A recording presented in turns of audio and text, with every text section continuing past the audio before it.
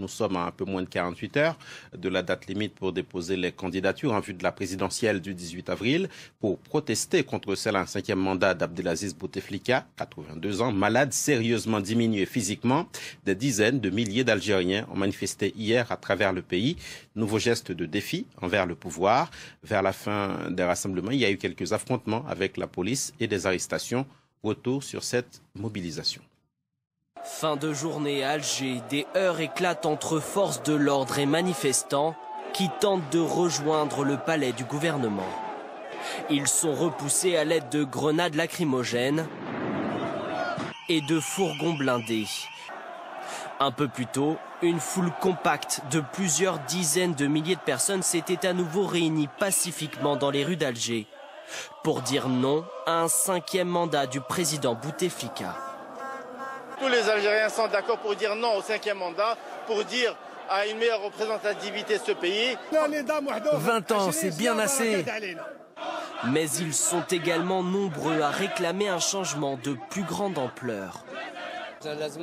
C'est tout le système politique actuel qui doit changer. Et je ne parle pas que de Bouteflika. Nous devons bâtir un nouvel État.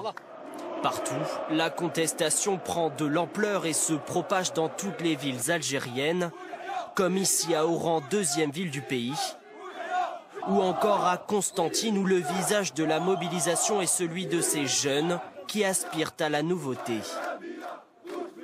Selon ce spécialiste du Maghreb, la jeunesse algérienne est bien au cœur de la mobilisation.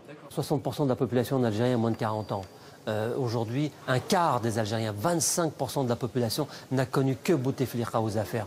Donc c'est ceux-là qui se mobilisent. Ils se mobilisaient déjà, mais pour des choses plus prosaïques, sur la vie quotidienne. Aujourd'hui, ils font front commun et il y a une convergence sur cette question du 5e mandat.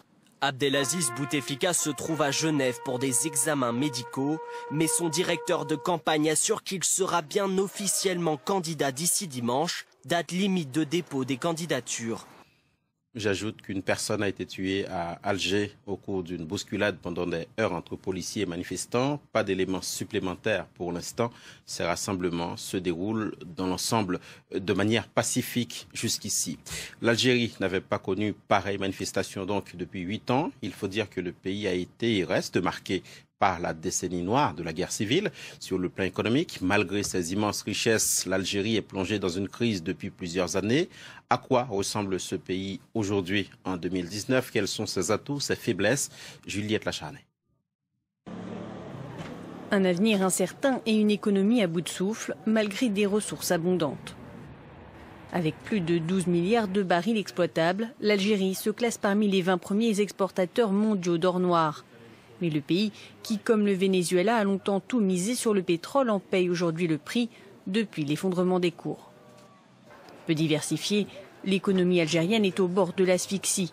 Première victime, les jeunes, ultra majoritaires dans le pays, peinent à trouver du travail.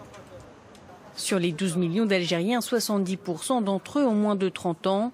Et parmi les 16-24 ans, près d'un tiers sont au chômage selon les autorités.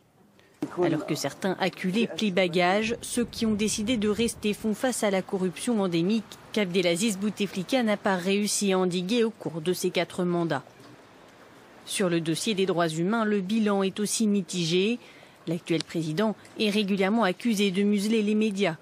Dans son rapport 2018 sur la liberté de la presse, Reporters sans frontières classe l'Algérie à la 136e place sur les 180 pays du classement.